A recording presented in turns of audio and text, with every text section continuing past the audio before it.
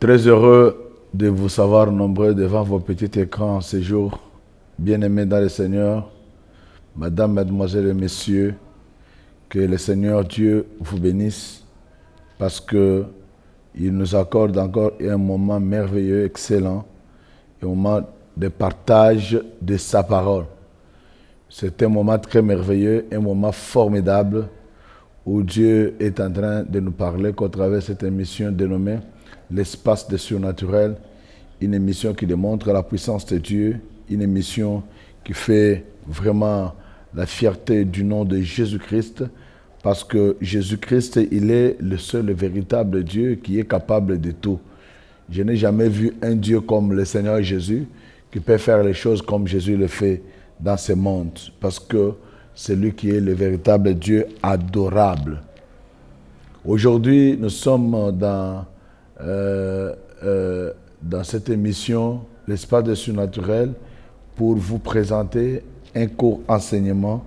Donc, et après cet enseignement, vous aurez à vivre vraiment les choses que le Seigneur Jésus-Christ est en train d'accomplir dans la vie de chacun de nous.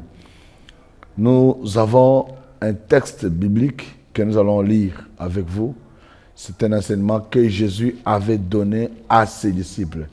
Et quand je comprends cet enseignement, c'est justement pour démontrer aux enfants de Dieu qu'ils doivent vivre certainement le royaume de Dieu.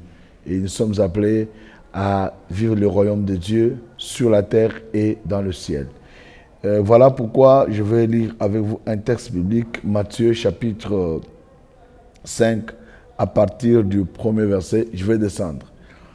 Voyant la foule, Jésus monta sur la montagne, et après qu'il se fut assis, ses disciples s'approchèrent de lui. Puis, ayant ouvert la bouche, il les enseigna et dit : Heureux les pauvres en esprit, car le royaume des cieux est à eux. Heureux les affligés, car ils seront consolés. Heureux les débonnaires, car ils hériteront la terre. Heureux ceux qui ont faim et soif de la justice, car ils seront rassasiés. Heureux les miséricordieux, car ils obtiendront miséricorde. Heureux ceux qui ont le cœur pur, car ils verront Dieu. Seigneur, merci parce que tu es merveilleux, Père Tout-Puissant, pour la parole que nous allons transmettre à ton peuple ce matin. Au nom de Jésus-Christ, que j'ai ainsi prié. Amen. La Bible dit, voyant la foule, Jésus monta sur la montagne. Et après qu'il se fut assis, ses disciples s'approchèrent de lui. Puis, ayant ouvert la bouche, il les enseigna et dit : Heureux les pauvres en esprit, car le royaume des cieux est à eux. Awa Yesu azali ko se retrouver na kati azali ko mona foule liboso na ye, et la Bible déclare que Yesu amati na ngomba, il monta sur la montagne, et après qu'il se fit assis, ses disciples s'approchèrent de lui. Les disciples s'approchaient de Jésus. Quand Jésus est allé, il est monté à la montagne, et là il y avait une grande foule devant le Seigneur Jésus. Et puis, ayant ouvert la bouche, il les enseigna et dit, il commence à enseigner les disciples. Il leur dit, heureux des pauvres en esprit, car le royaume des cieux est à eux. Jésus commence par donner un enseignement. Il donne un enseignement à ses enfants, à ses disciples qui étaient autour de lui. Parce que la nourriture des disciples de Jésus-Christ, c'était la parole de Dieu. C'était manger de la parole de Dieu. C'était vivre que la parole de Dieu, rien que la parole de Dieu. C'était donc marcher dans la parole et contempler la parole. Le rôle qu'ils avaient, qu'ils jouaient, c'était de vivre la parole. Mais la Bible est en train de me dire que quand il a ouvert sa bouche, il les enseigna et dit: heureux le pauvre en esprit, car le royaume des cieux est à eux. Les pauvres en esprit. Vous savez, ce terme est interprété de beaucoup de façons par les gens.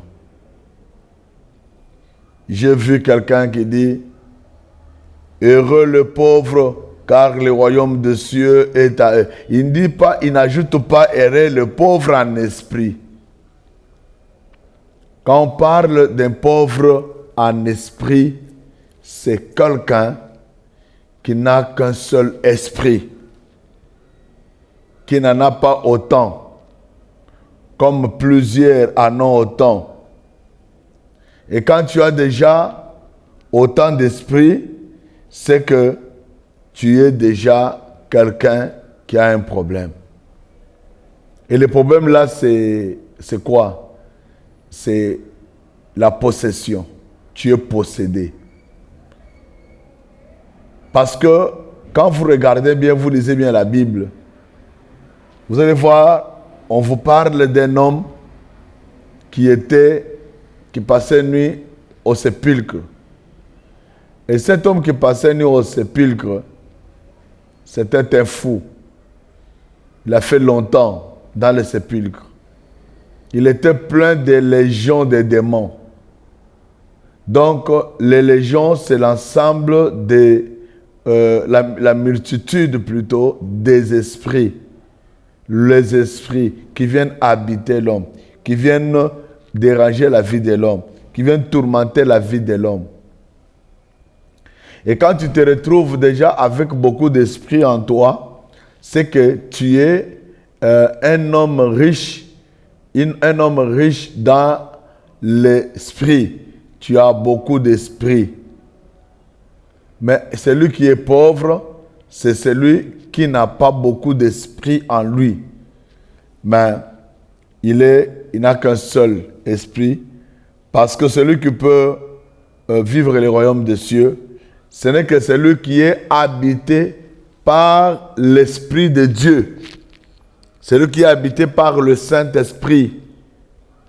Si vous n'êtes pas habité par le Saint-Esprit, vous ne verrez jamais les royaumes des cieux. Et vous n'entrerez jamais dans les royaumes des cieux. Les royaumes des cieux, ce n'est pas un royaume où il faut venir être très bien habillé en veste ou en habit blanc, à une soutane, soit disant que c'est cela qui te donne l'accès d'être un enfant de Dieu ou de vivre les royaumes des cieux. Non. Regardez l'exemple de quelqu'un, un homme qui a organisé un festin et il a convié ses invités dans cette fête. Et ceux-là à qui il avait donné les conviés, ils ne sont pas venus se présenter dans la fête. Et cet homme a dit: ma fête ne peut pas passer outre, mais qu'on aille chercher des gens sur la route qu'ils viennent, afin qu'ils viennent festoyer ensemble avec moi. Et quand on a cherché les hommes, on a dit: il faut que ce soit les hommes qui sont habillés en habit de fête. L'habit de fête, c'est comme ici chez nous, quand on vous invite dans une fête, on vous dit qu'il faut être dans la tenue de ville. La tenue de ville, c'est sous-entendu qu'il faut être en veste, il faut être en cravate, il faut être bien habillé, être habillé correctement. Et c'est cela qui te donnera l'accès dans cette fête. Il y a des gens qui, quand ils organisent leur festin, et que vous arrivez là, vous êtes en chemise, en chemise pagne, chemise simple, et vous ne pouvez pas avoir l'accès dans leur fête parce que ils avaient donné des conditions, et les conditions, c'est de pouvoir porter l'habit de fête, avoir l'habit de fête. Et quand tu as l'habit de fête, cet habit de fête te permettra de pouvoir rester dans la fête. Alors, mais le maître qui avait organisé la fête, quand il a vu certaines personnes entrer dans la fête sans l'habit de fête, alors il devait sortir du lieu de fête. Or, quand nous parlons de l'habit de fête ici, ce n'est pas la soutane, ou soit ce n'est pas la veste ou la cravate, mais quand nous parlons de l'habit de fête ici, dans ce contexte, c'est avoir le Saint-Esprit. L'homme doit être revêtu du Saint-Esprit et de la puissance de Dieu. Et c'est cela qui permettra à ce qu'il puisse hériter les royaumes des cieux. Il peut faire partir des enfants de Dieu et il peut faire partir de peuples acquis, établis par les seigneurs. Tels que nous sommes là, frères et sœurs, nous sommes appelés à avoir un habit de fête.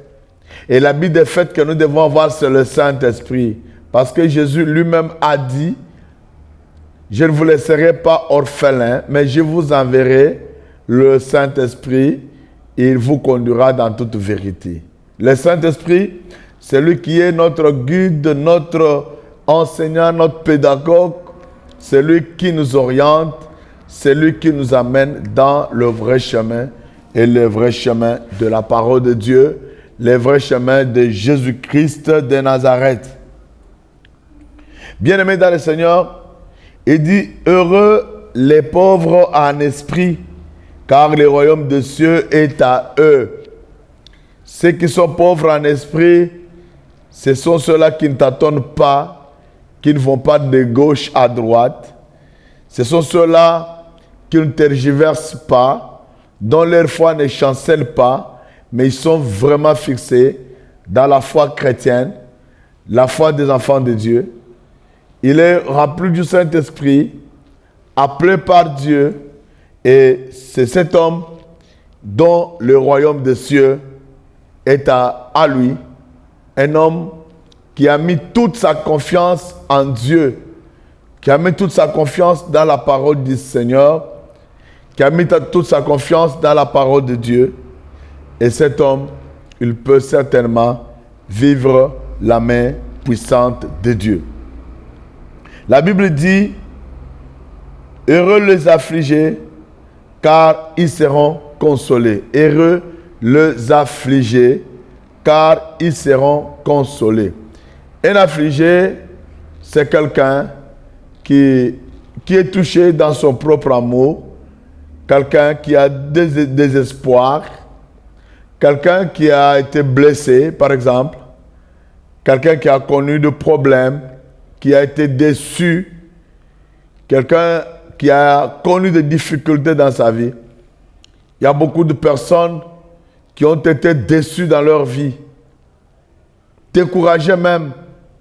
Et d'autres même disent, je ne vois pas ma raison d'être sur la terre. Je ne vois pas pourquoi j'ai vu sur la terre. Je ne vois pas pourquoi j'aurais sur la terre. J'étais avec une sœur hier qui me disait, je suis fatigué de tout. Je suis fatigué de tout. Parce que le moment que je traverse, le temps que je traverse sont très compliqués. Les moments durs, très difficiles. Je suis découragé. Je n'ai même pas la force de prier. La Bible dit, heureux les affligés, car ils seront consolés. Ceux qui seront consolés, les vrais consolateurs, c'est le Saint-Esprit. Le Saint-Esprit, c'est lui qui vient nous consoler, consoler nos cœurs, nos âmes, ainsi que nos esprits. Le consolateur, les vrais consolateurs, c'est le Saint-Esprit. Si tu as le Saint-Esprit, frère, je te dis, le Saint-Esprit va te consoler dans toutes choses. Il va te consoler dans toutes choses. Et s'il te console, laisse-moi te dire que tu contempleras la gloire de Dieu dans tout ce que tu fais et dans tout ce que tu agis. Il dit, les affligés, frères, ce sont des gens qui ont, par exemple, quelqu'un lui promet quelque chose, il ne le réalise pas. On te propose par exemple du travail, mais celui qui t'a proposé ne réalise pas ce travail. Donc, c'est qu'il t'avait promis.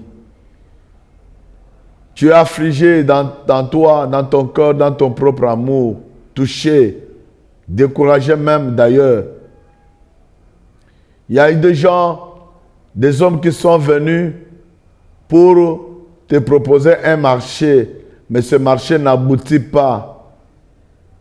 Il y a des gens qui sont venus vers toi chercher à te proposer pour le mariage, mais ils ne parviennent pas à aboutir le mariage. Les promesses n'aboutissent pas. Les promesses ne tiennent pas debout. Tu es affligé. Tu es dérangé.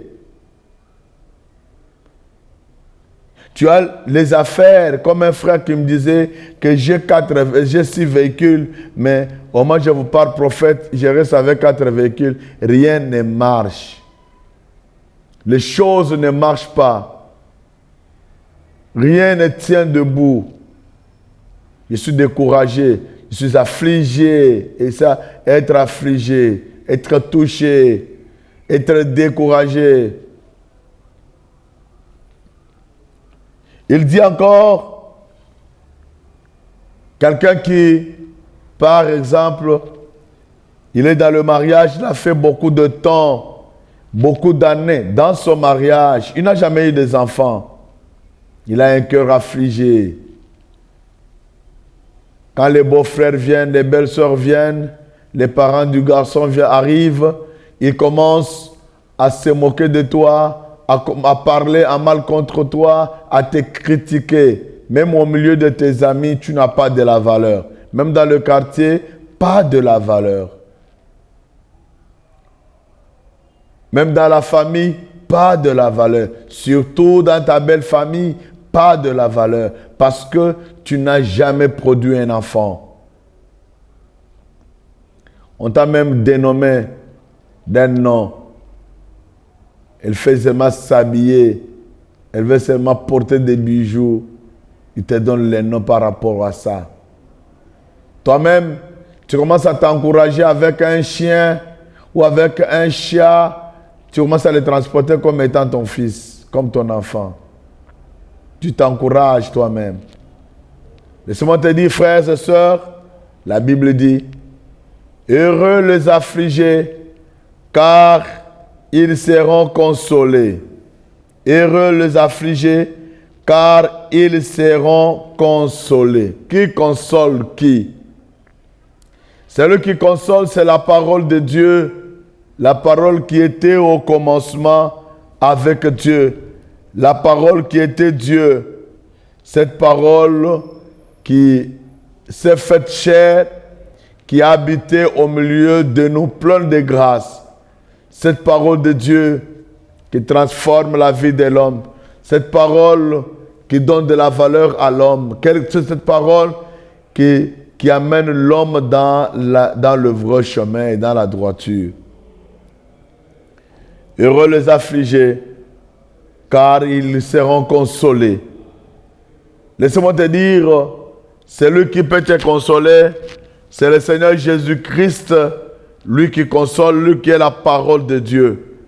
C'est pourquoi la Bible dit, venez à moi, vous tous qui êtes fatigués, chargés, je vous donnerai du repos. Et quand vous allez venir vers moi, moi l'Éternel, je vous donnerai du repos. Vous qui êtes fatigués, chargés, vous qui êtes dans le désespoir, vous qui êtes désintéressés, alors le Seigneur dit, venez à moi, moi je vous donnerai du repos. C'est en quelque sorte, je vais vous consoler. Je vais vous consoler. C'est comme la Bible a dit, le Saint-Esprit va vous consoler dans toutes choses. Il va vous consoler certainement. Celui qui me suit en ce moment, maintenant même là, le Seigneur peut te consoler par rapport aux problèmes que tu as, par rapport aux difficultés que tu as rencontrées. Le Seigneur est prêt de faire quelque chose dans ta vie, afin que toi, tu puisses te réjouir dans le Fils, que tu puisses te réjouir dans la parole de Dieu. Bien-aimé, tu n'as pas intérêt de ne pas s'approcher de Dieu ou de s'éloigner de Dieu. Tu n'en as pas intérêt.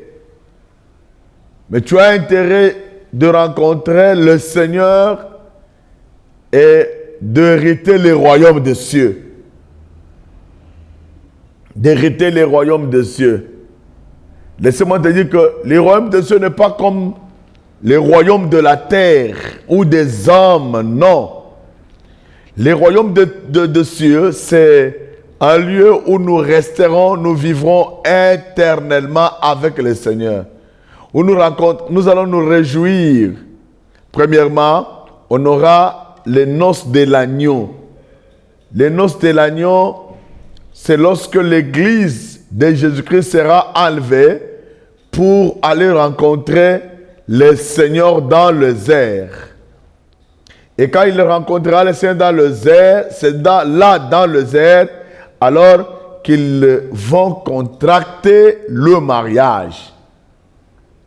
En étant ensemble, c'est alors qu'on montera au ciel.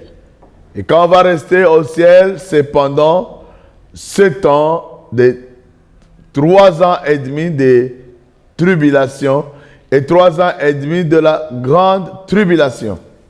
Vous voyez, c'est très important, très, très important qu'il vous devez connaître ça et vous devez vraiment rester dans cette parole qui donne la vie. Donc, c'est cette parole qui console l'homme quand tu es en difficulté. Il ne faut pas donc te séparer des autres, il ne faut pas se fâcher contre les autres, mais seulement il faut avoir et faire confiance au Seigneur Jésus-Christ et s'accrocher beaucoup à lui, s'attacher à lui, afin que lui puisse faire quelque chose, qu'il puisse te consoler. Il dit encore, heureux ceux qui ont soif, qui ont faim et soif de la justice. Ceux-là qui ont faim et soif de la justice, car ils seront rassasiés. Ils seront rassasiés de quoi? Ils seront rassasiés de la justice de Dieu. Alors, il y a des gens qui ont soif et qui ont faim de la justice de Dieu. Et qu'est-ce qui les prouve que telle personne a faim, il a soif de la justice? C'est quand il cherche à appliquer la justice dans sa vie. C'est quelqu'un qui est contre l'injustice. C'est quelqu'un qui ne voudra pas à ce que l'on puisse les détruire par les autres. C'est quelqu'un qui ne voudra pas à ce que l'on puisse rendre injustice aux autres.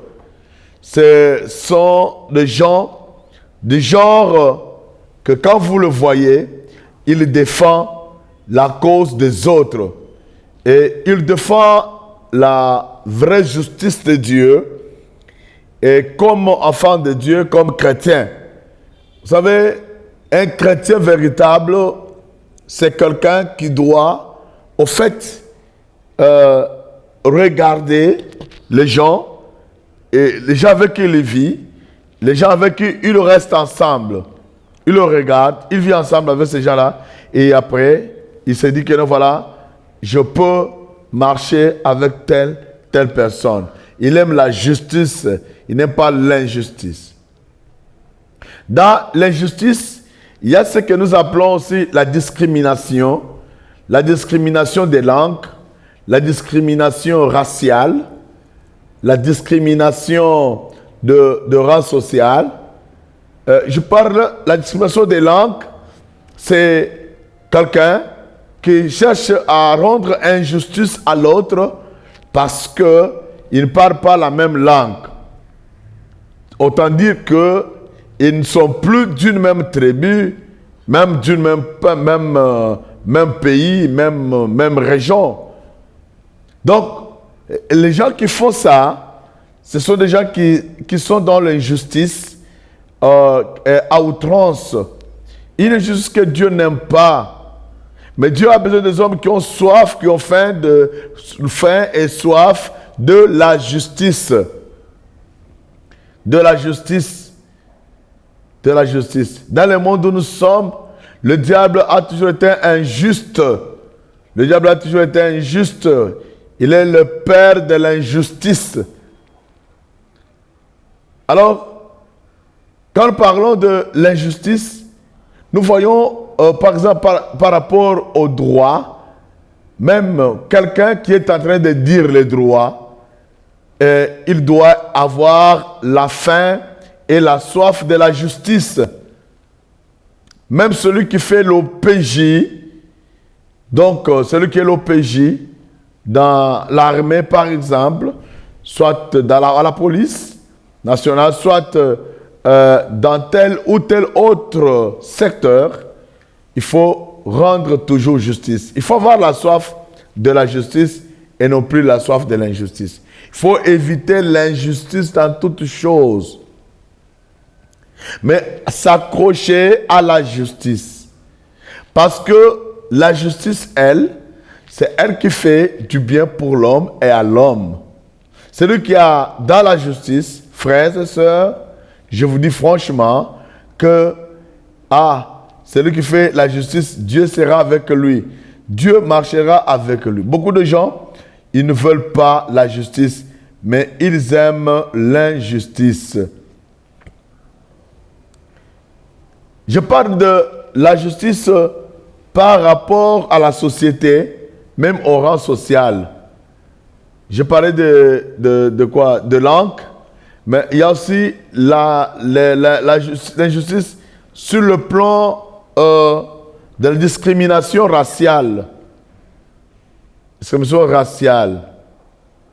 Vous allez trouver que les noirs sont toujours accrochés aux noirs, les blancs sont accrochés aux blancs, les rouges sont accrochés aux rouges, les jaunes sont accrochés aux jaunes. Ils se battent d'une manière ou d'une autre. C'est la discrimination. Et la discrimination, ce n'est pas la justice, c'est l'injustice. Nous avons besoin de la justice et non pas de l'injustice.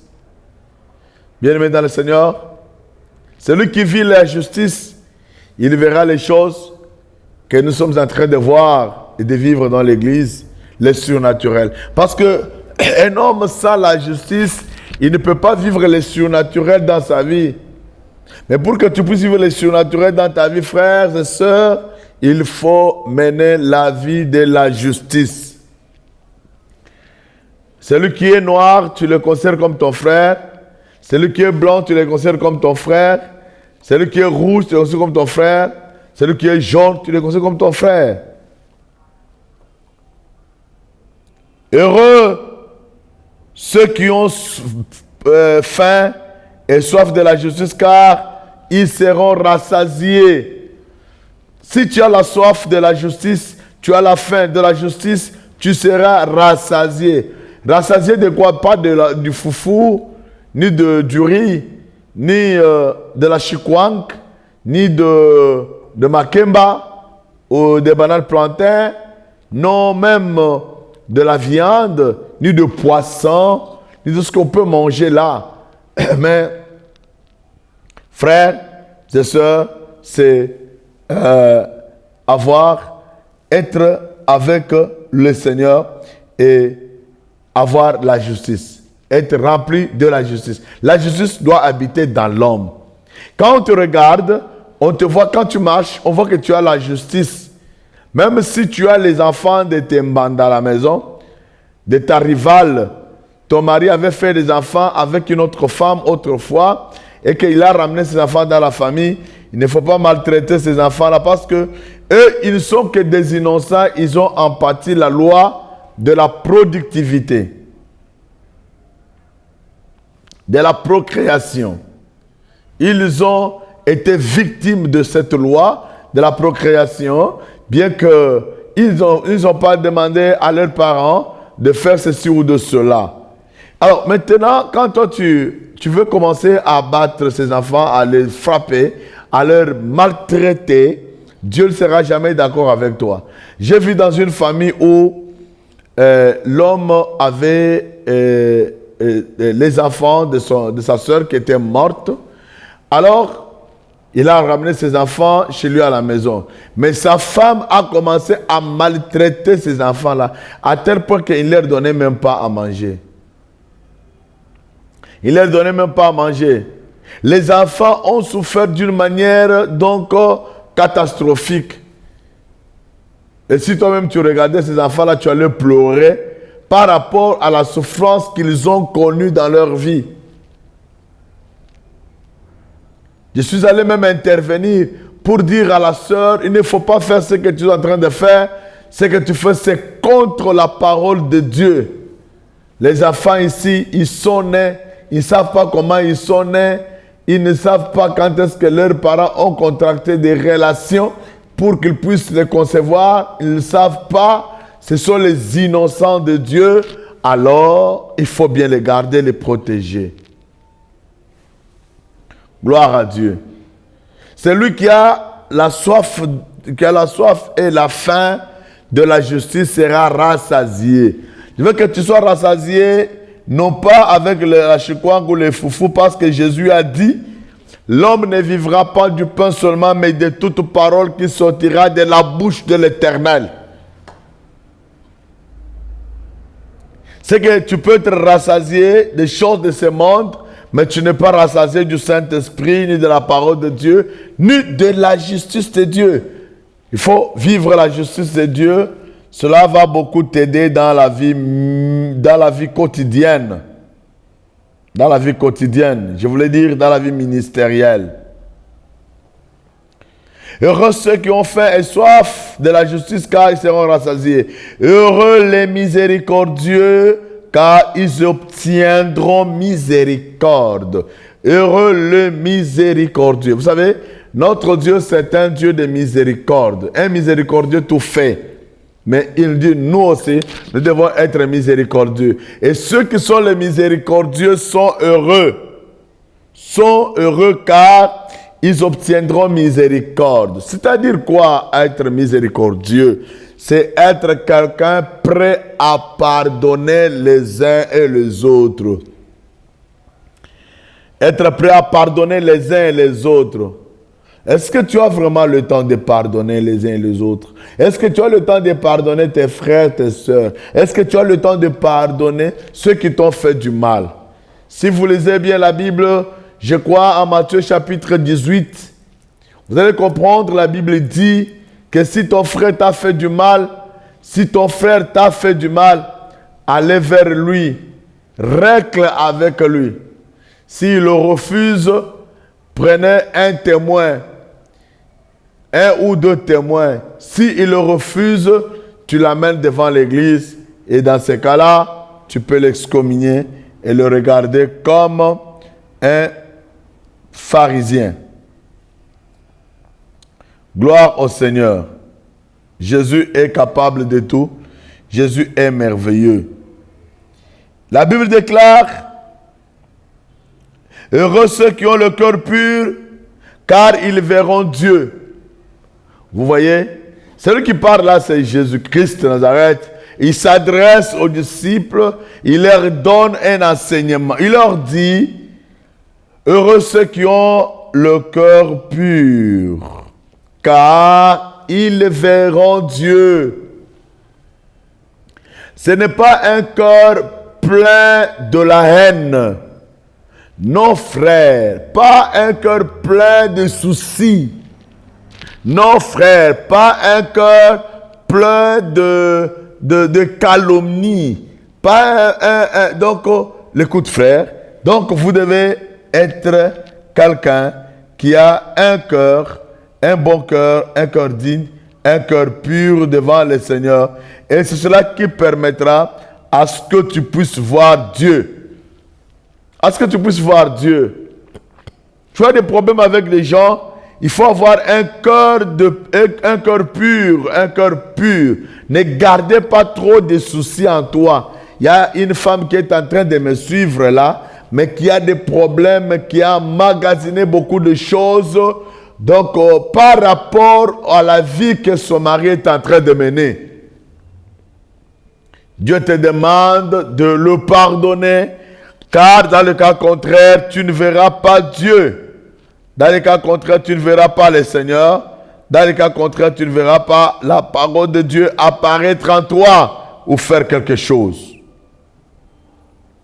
Heureux ceux qui ont le cœur pur, car ils verront Dieu.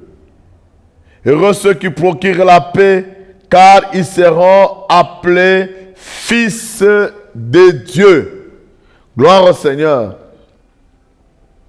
Heureux ceux qui procurent la paix. Là où il y a des troubles, lui amène la paix. Là où il y a les désordres, lui amène la paix. Là où il y a des difficultés, lui amène la paix. La Bible dit, ils seront appelés fils de Dieu.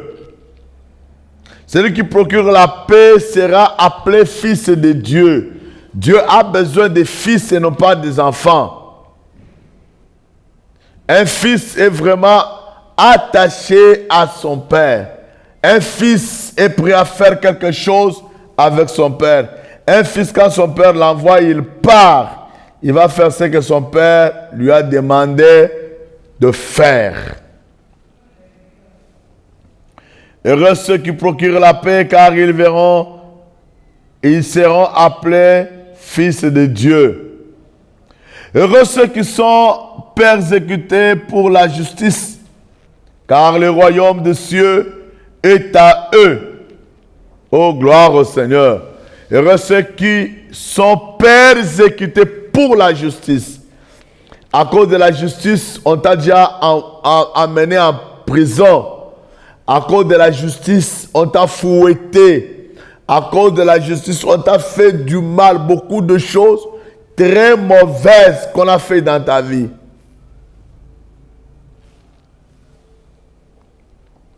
Gloire au Seigneur.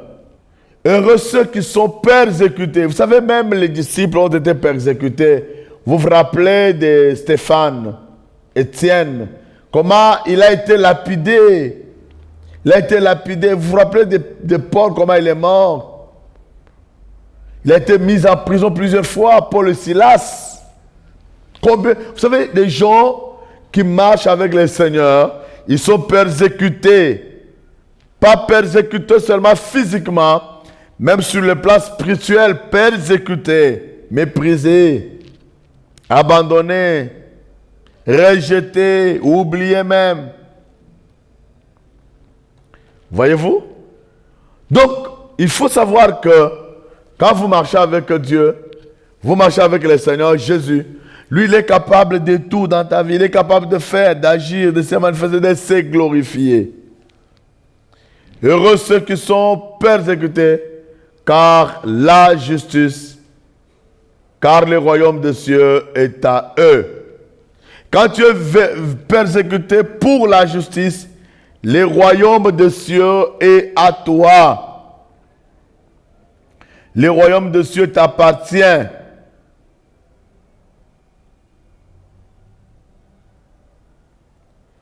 Parce que Jésus-Christ est Seigneur, parce que Jésus-Christ est capable de tout, Jésus-Christ est capable de faire, d'agir, de se manifester, de se glorifier dans votre vie.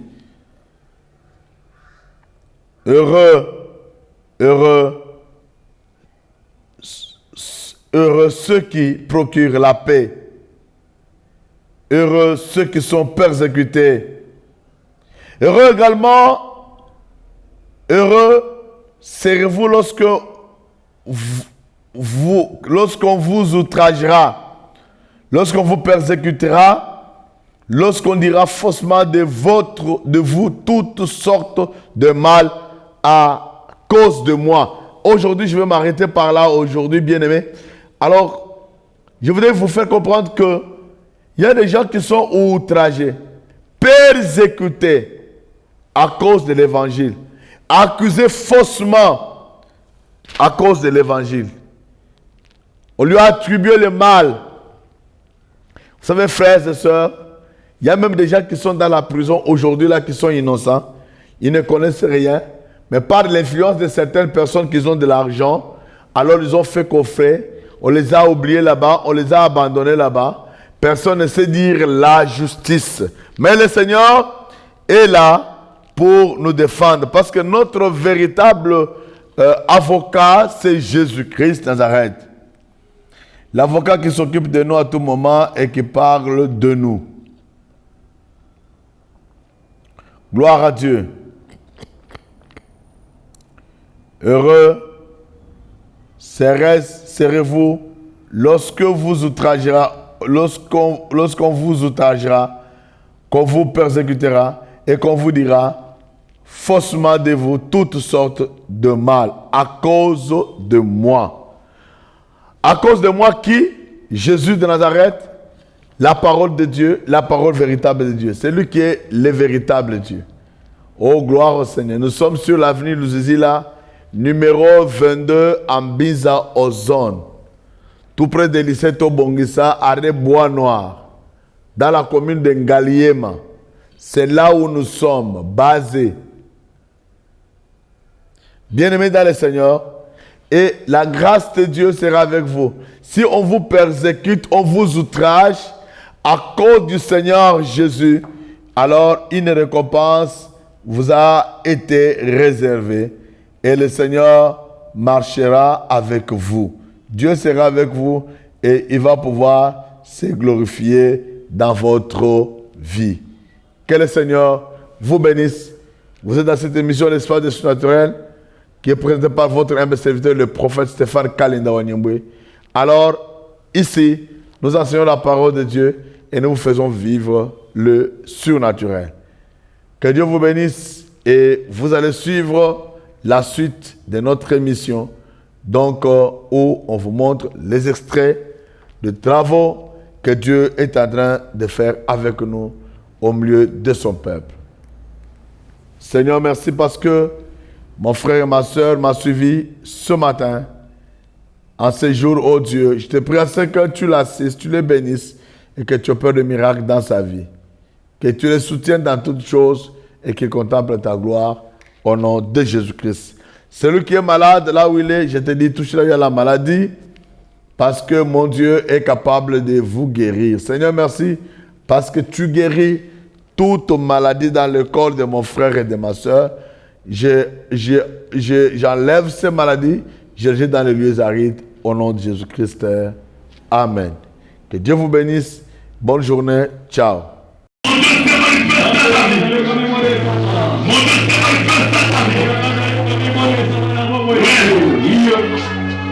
Je vois Dieu toucher 5 personnes. 5 personnes. D'une façon extraordinaire. 5 personnes.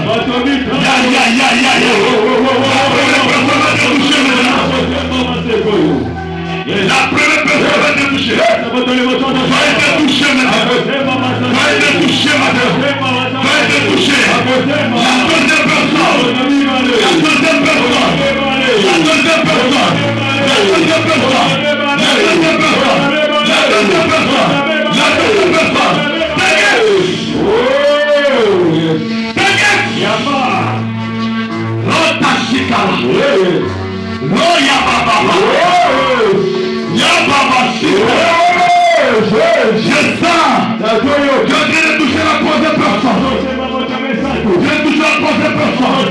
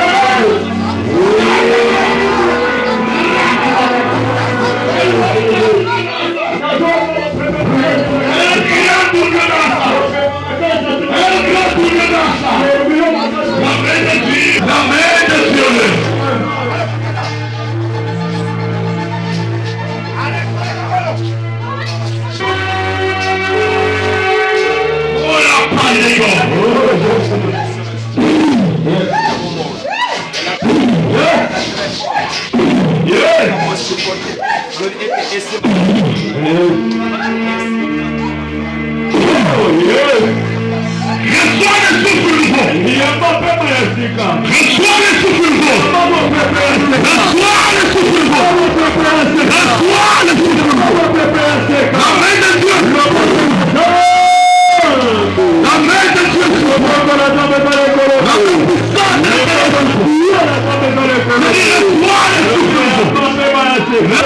Merci Seigneur.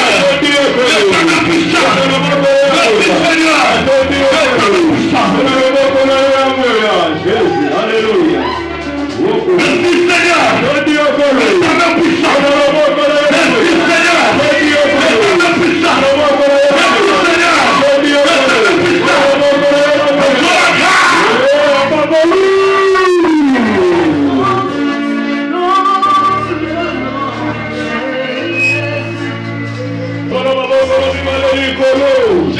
Dieu remplit certaines femmes ici de l'onction de Dieu. Dieu remplit certains hommes ici de l'onction de Dieu. Je dis ne sois pas dans la distraction. Ne sois pas dans la distraction. Ne sois pas dans la distraction. Ne sois pas dans la distraction. Il y a un souffle nouveau dans la salle. Le Saint-Esprit. Le Saint-Esprit. Le Saint-Esprit. Le Saint-Esprit.